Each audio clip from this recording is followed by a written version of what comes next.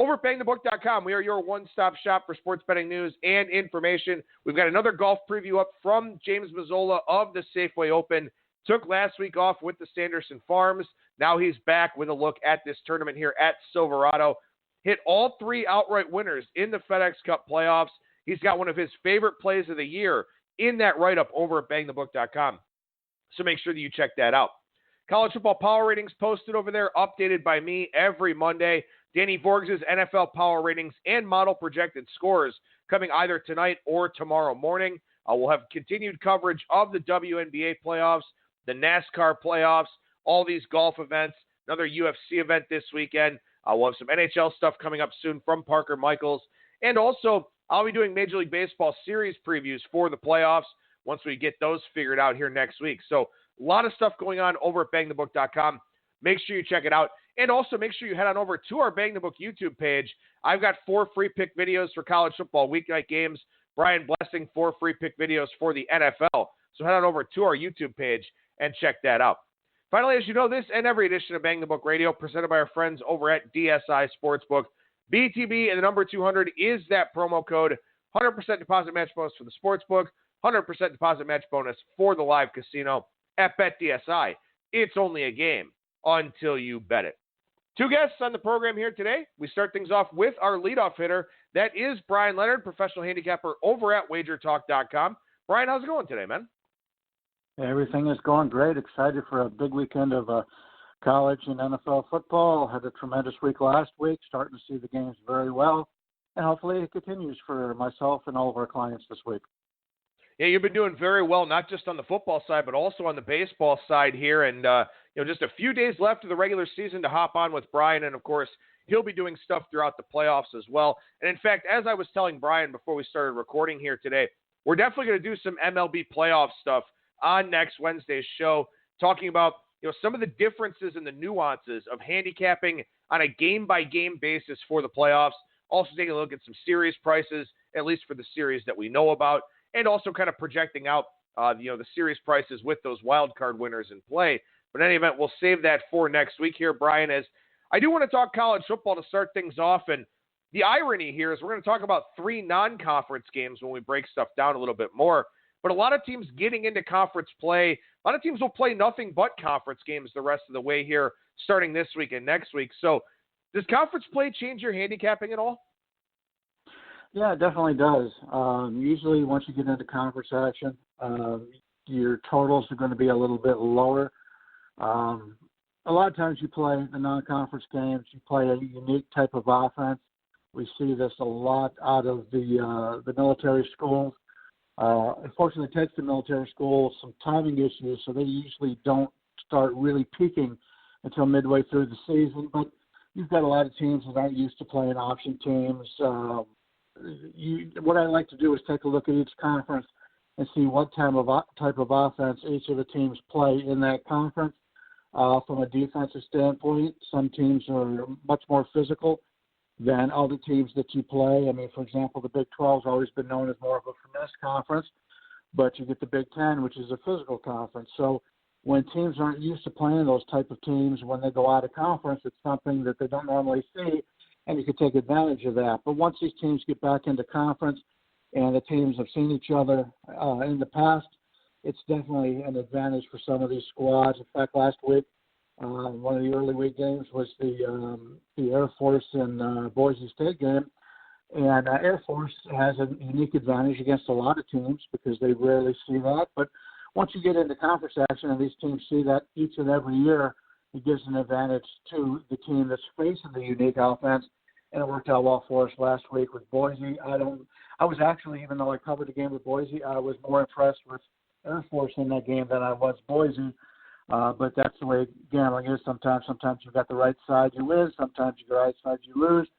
But the whole thing is trying to gain something out of that. And I thought Air Force fared pretty well against Boise last week, even though they didn't get the cover. Yeah, and it's kind of interesting here. There's a couple of games with those option teams on my radar here this week. As I mentioned on yesterday's show, I already played Memphis. I like them against Navy this week. And I talked about it in my video preview over on our YouTube channel that Memphis is finally in a decent spot for this game. The last 3 years, it's been bad spots for them all around. 2016, Navy with a double bye. 2017, Memphis had the UCF game rescheduled. They had Houston on a short week the following week. Then last year, the game was played in a monsoon. So I like Memphis this week because I think their previous 3 matchups against Navy, a little bit misleading based on the spots, based on prep time, stuff like that. Additional prep time here in this one. Also, that Air Force game, I don't know if this one's on your radar, and I don't want to hijack the segment by talking about this game, but San Jose State, I think they're in a really bad spot this week. Coming off the Arkansas win, first time they beat a Power 5 team in 13 years, I think I saw.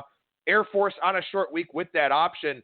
That's the thing here is that even though you do have more familiarity with some of these gimmicky schemes or gimmick offenses, still, if it's a short week, it can still create a really tough spot for you. Yeah, definitely can, and I'm in agreement on both of those. I like the home favorites in these games. The Memphis is off of a bye, and I went back and looked the last 5 years. Memphis is 7-0 against the spread off of a bye with Norvell coach. They've gone 5-0 covering the spread by 56.5 points. Coming off of a bye, they have revenge for losing to Navy. You mentioned the conditions in last year's game. They lost that game at Navy last year. And you're going to find this a lot. Well, maybe not a lot, but there's going to be a few teams this week. I heard you talking to Ralph Michaels about Baylor, another team that really hasn't played anybody. Navy hasn't played anybody. You don't know how good these teams are. Navy coming off of that season last year, just a tremendous disappointing season for them. I'm not buying too much into how they crushed East Carolina. East Carolina is a team that I really like coming into the season. In fact, a lot of wise guys I know liked them, but they haven't panned out so far, so they've been a disappointment. But Air Force is the same way. I instead of giving San Jose State credit for the road win, which you have to give them credit for the road win, but it was against an Arkansas team who, if there's a train wreck out there in college football other than maybe South Florida, it is Arkansas. So it's more of a play that they happen to be playing Arkansas than it was that they got that big win on the road. Arkansas is a team right now that's probably last out of all the teams I want to do. When I'm looking to back a team, I want no part of them. Yeah, I completely agree. And one last note about that Memphis game, and again, talked about this in that video preview. Go check out those videos. I think there's some good information in those. Memphis outgained Navy by 62 yards in last year's game. They ran 30 fewer plays than Navy did. So Memphis moved the ball a ton when they had it. Problem was they just didn't have it enough. So, we'll see if they do a little bit better here this time around. You mentioned something interesting about that Navy and Memphis game. This is a revenge spot for Memphis, to say the least. They were up by 12 going into the fourth quarter of that game last year in spite of the conditions and just got worn down because Navy had the ball for almost 43 minutes in that game. Revenge is kind of a factor now when you talk about conference play. And look, sometimes you can drum up a revenge angle without realizing that one team may just be better than the other. And that just may be the case in some of these spots. But I did have a listener reach out about this, kind of tracking the games where a team was a double-digit favorite last year, lost the game outright, getting a shot at revenge. How much does revenge factor into your handicap, in particular in conference play? Well, as you touched on, it all depends on how often the team loses. I mean, if you get, Akron in revenge, what the hell does that mean? I mean, they lose every game they play pretty much all season long. They're a bad football team. But when you get a team that's a good football team like Memphis, and they've had a history of being a good football team, I think that's a game that they look to circle coming into the season. You could have, for example, that Duke-Virginia Tech game on Friday. Virginia Tech is a lousy football team, and I'm on the verge of playing Duke in that game just because I just don't think Virginia Tech's very good. But I think the line isn't doing us any favors. I was expecting, another point more on Duke. But if you've got a good team that's seeking revenge, and I've always done this in the NBA, you've got to, if I use veteran, I really like veteran teams in the NBA, teams that have been there before, and they usually just, you get your veteran teams that are just going through the schedule. San Antonio for years, Utah in the past, where you've just had veteran teams where they go through the season and they play pretty much what you expect them to play all season long. Don't get too high, don't get too low. But when you have them in a game that is a revenge situation that they thought they should have won, and they're the better team, those are the teams that's a spot you're looking to get. Obviously, the NBA is much more of a situational type of handicap. That's pretty much the whole way to handicap the NBA anymore, in my regard, because it's just you don't know who's going to play which night and the whole bit. But football's a little bit different because every game counts a little bit more in football. But it's got to be a team that I think is better, and that's the team I'm looking to play. Rarely do I play like a double-digit underdog in revenge because they maybe want the revenge, but they just don't have the players. I'd rather have the players more than anything.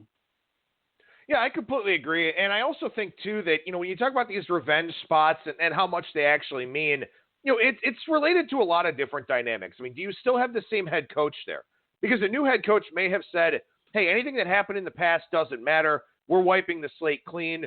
Don't worry about it. Well, maybe the revenge angle's downplayed a little bit because you don't have that same coach. But if you got the same coach, same quarterback, you've got maybe a situation where, as you mentioned, that team hasn't lost in a long time to the opponent that they lost to last year. That's a different type of angle. And, again, the team that wins, we'll take SMU and TCU as an example. TCU had won, I think it was 7 in a row, 11 of 12, 17 of 19 over SMU, something like that, going to last week's game. Yeah, TCU is in a revenge spot when those two teams play next year. But, SMU was never in a revenge spot because they weren't winning the game anyway. So that's the thing you kind of want to look at here. You don't want to look at all of these revenge spots with a broad brush. You want to really apply the context of that particular game to the situational spot. Yeah, I'd much rather play a team like Alabama in revenge than, as I mentioned, an Akron or a UMass because they just it doesn't have the same meaning. When you do something for a long time and you've had a lot of success, you remember when you slip up. And the good teams with the superior players, superior coaching, usually come out and perform very well in that regard. But a lot of people see that also, and so the line is pumped up a little bit. So you've got to weigh it between what you think is going to happen and what should happen, along with what line. And price is really important, and I know in the last few years you've gotten into doing power ratings. That's the first thing I look for, and I mentioned that in the Duke-Virginia Tech game. My number is showing that the line should be higher than the 3 that Virginia Tech is. I want to play Duke, but the line's just not there for me at this point. I think it's up to 4. I'll probably play it. But you've got to be sensitive to everything we look for, all the motivation, all the spots, the advantages you have in personnel are all great. But if the line takes all of that into account or you don't have any value, then it really doesn't matter. You've got to have value before you place any bet. Well, again, kind of ironic talking about conference play here to kick off the segment and then going into 3 non-conference games. Couple of these, though, by listener request. So I want to tackle them with Bryan here on this week's show. Game 131, 132 is our starting point, and I think this game is extremely fascinating. BYU takes on Toledo. BYU, 2.5-point favorite in the Glass Bowl for an early kickoff. Before I throw out some of my thoughts on this game, I'm curious to get your take. Yeah, excuse me.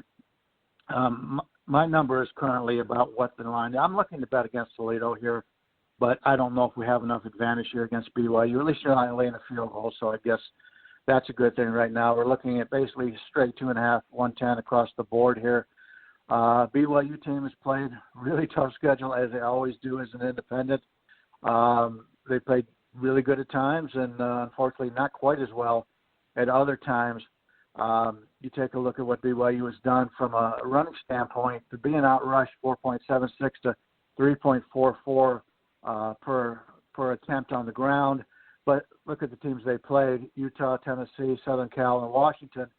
Other than Tennessee, who I mentioned Trainer X in the last segment, another Trainer X right there. But Utah, Southern Cal, and Washington, all very good defenses. We won't see that same thing in Toledo. Usually in your MAC teams, you have more of a quickness, but you don't have size. And when you've got a BYU team, number one, because they go on their missions, they're usually a year or two older than what we see from most of the other teams, virtually all the other teams. But they're going against a smaller Toledo defense. So offensively, BYU, you have to look at this game and consider that they're going to control the game. From BYU on the season, they got beaten a little bit in the passing game, but overall, considering the teams they played, that can be expected. Toledo's a team that, coming out of the MAC, I think it's a down year overall for the MAC. We may have talked about this in the past. Toledo's played Kentucky, Murray State, and Colorado State. Beat Colorado State on the road last week by 6, and somewhat of a disappointing outcome. They lost to Kentucky by 14. So the two games that they played in FBS action have really been nothing special. I know when they played Kentucky, there was a lot of people looking to play Toledo in that game. I just didn't think the line was there in order to do that. But, Toledo's the team that's run the ball very well, 6.73 yards per rushing attempt. Of course, Colorado State is not very good defensively. Murray State, 45-0, they win that. But Kentucky's not bad. But they are allowing 5.25, which is somewhat a concern because they haven't really played that good of offenses. I think BYU in this game is probably the right side. Don't know if they'll get there, but it's one I've got circled. It's a team in BYU, as I mentioned, should be able to run the football, control the line based on the size of the lines for both squads here, and you're getting them in somewhat of a pick-em situation. I know Toledo in the glass ball has always been very good, but I'm not a big fan of just about anybody in the MAC this year. I've been betting against them for the most part this season and having success. So BYU or nothing for me in this matchup. And that's the problem here. I mean, this comes down to spot versus scheme. And this is a game I talked about with Rolf Michaels last week, looking ahead to this situation for BYU. And I wanted to be able to play Toledo here, but my number is BYU -5, so I got a little bit of line value on the Cougars side. But that's just it. You can sit here and look at BYU, and this was my thought process here, was that, BYU playing the 4 Power 5 teams, really tough schedule here.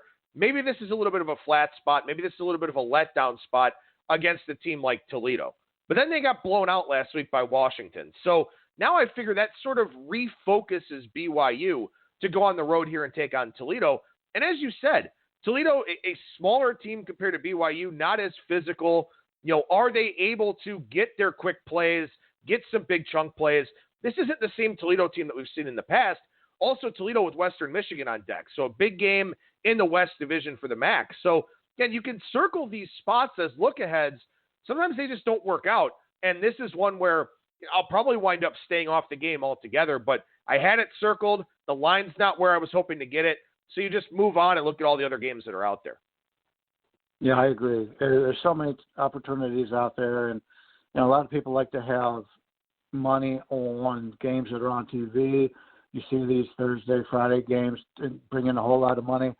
But if there's not an advantage there, you should really be saving your money for a different day. But, people like action. If you want action, that's fine. Just make it for a lot smaller amount than what your normal unit size would be.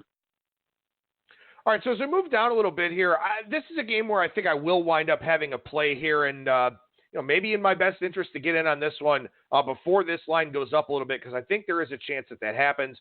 Game 161-162, Northern Illinois goes to Nashville to take on Vanderbilt. Vanderbilt a 6.5-point favorite here. And I've talked about this before, that Vanderbilt in conference games really has no home field advantage because the road fan bases are going to travel to Nashville. Why wouldn't you? It's a great town to go to. If you've never been there, highly recommend it. I don't think NIU travels nearly as well as most fan bases do for this one. So that's part of the handicap for me. How are you seeing it?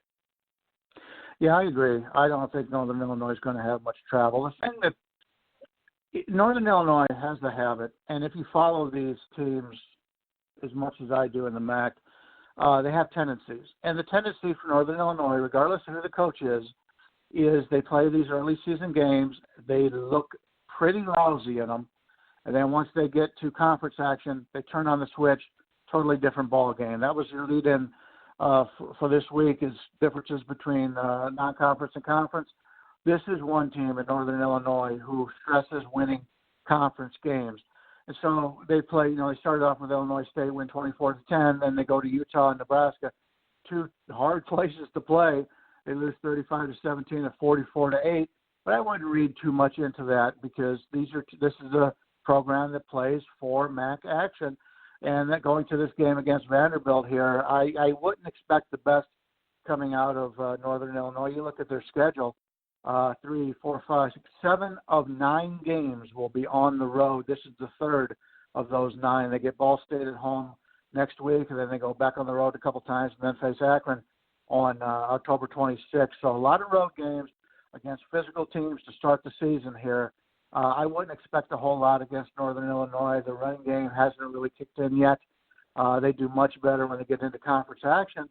But on the other side, you've got a Vanderbilt team here who is off of Georgia, Purdue, and LSU, all 3 losses. And now they get a team that they can beat at home.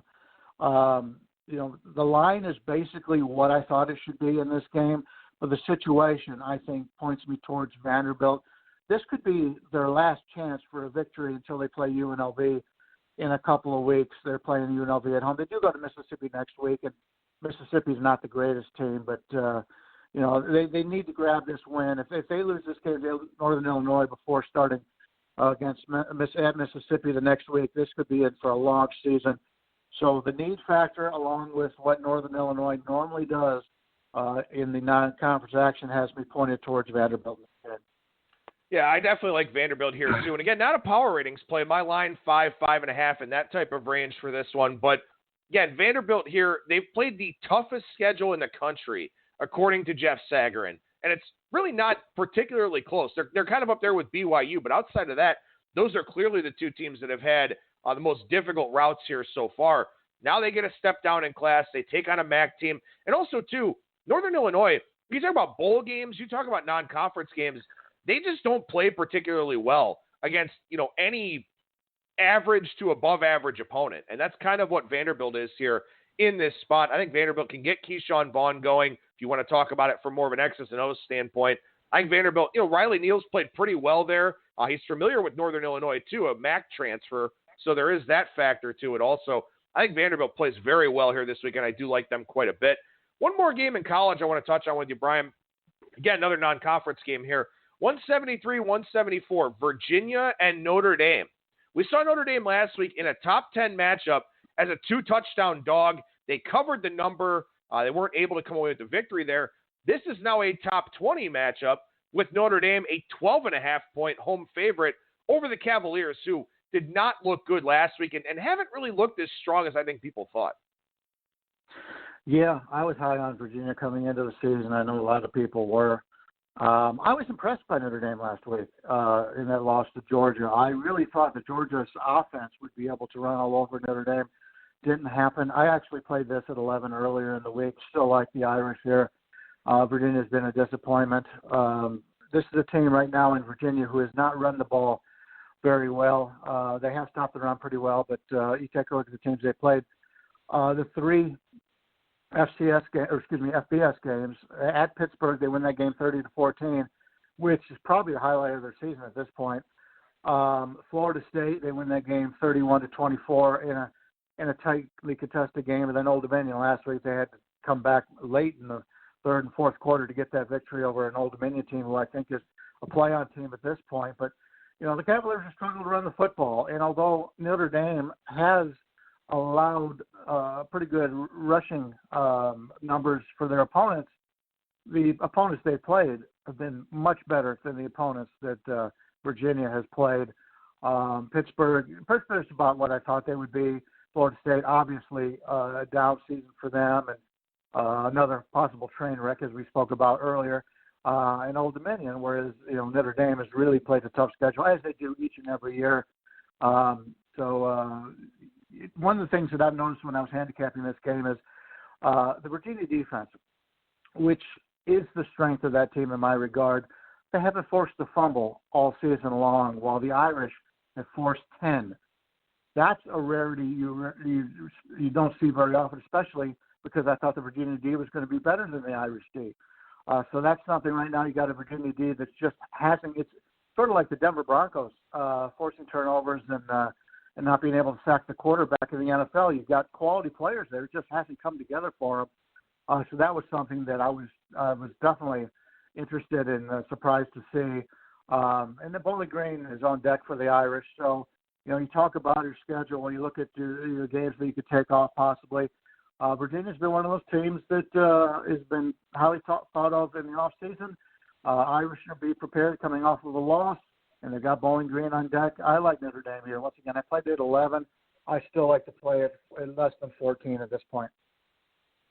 All right, so we move over to the NFL side for a few minutes here, and hey, we got some reasonable lines this week. I mean, Miami's a 3-score dog at home, but other than that, not too bad out there in the marketplace. Looks like we should have a lot of competitive games here this week.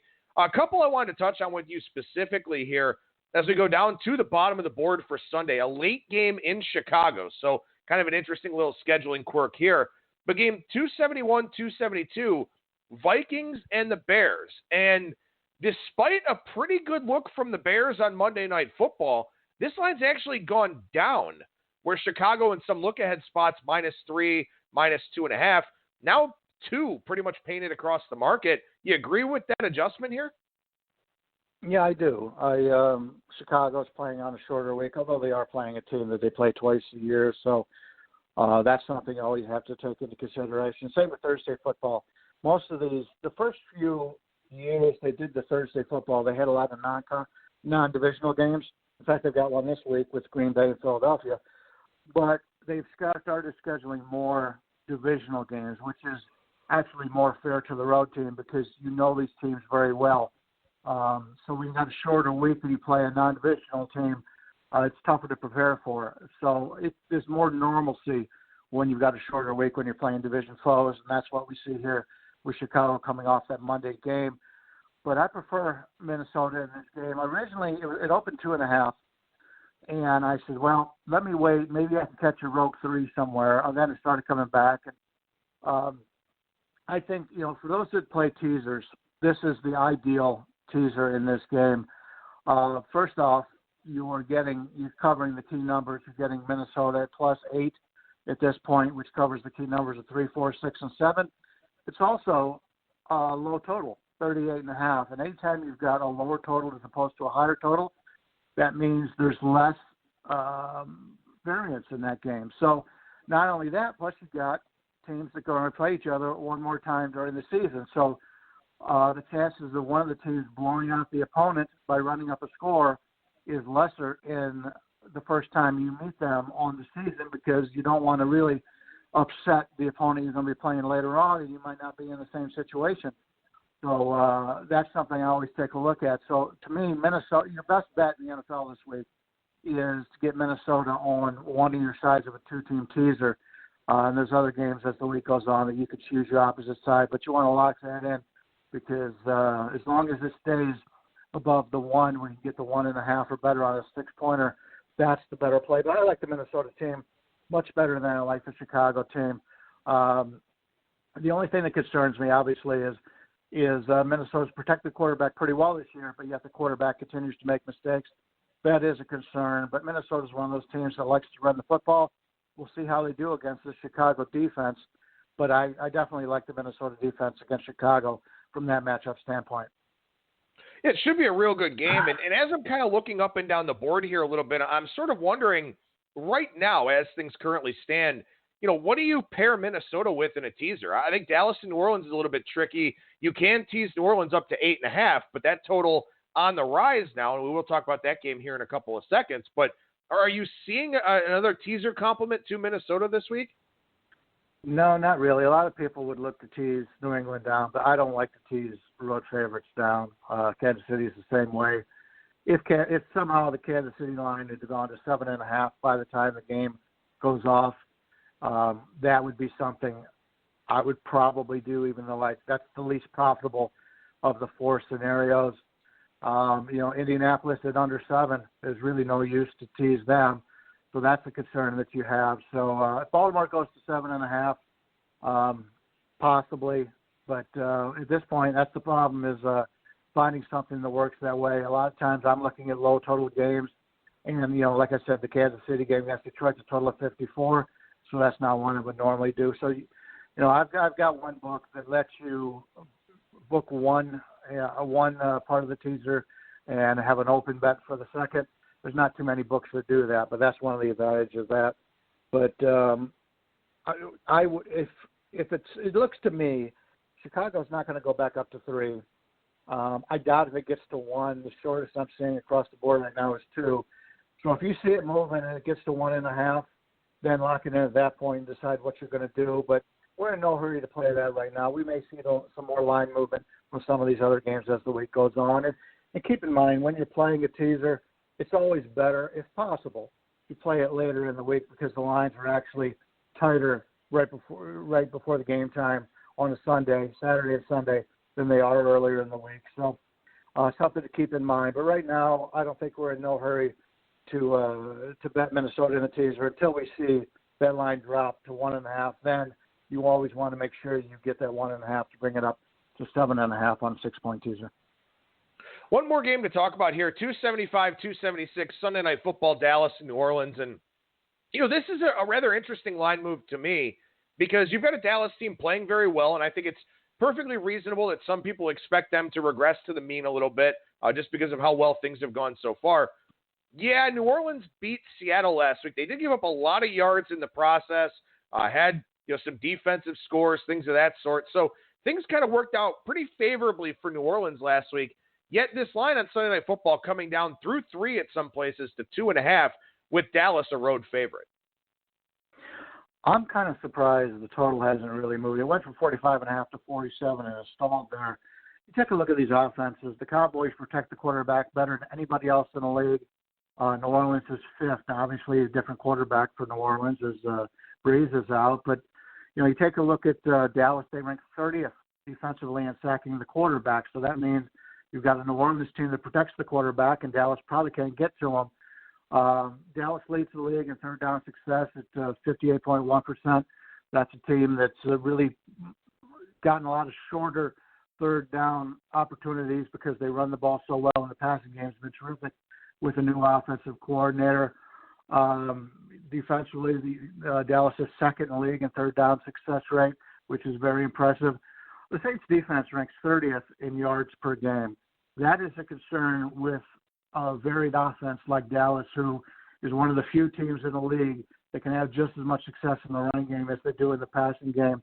I think Dallas is the right side here. I also like the over here, probably the over a little bit more than I like Dallas. But New Orleans was very impressive last week in that game at Seattle. A lot of that had to do with they knew Seattle didn't want to pass the ball. Seattle was looking to run the football, and that's my concern anytime Minnesota and Seattle are favored in a game is you've got a team that wants to run the football, and they haven't shown the ability to be able to pass it. Now, Seattle did pass the ball in the second half of the game and had a lot of success, but by that time, the opposition in New Orleans had really gone back into more of a preventive defense, and it's still Seattle struggled to contain New Orleans offensively. So when these teams fall behind, that is a concern.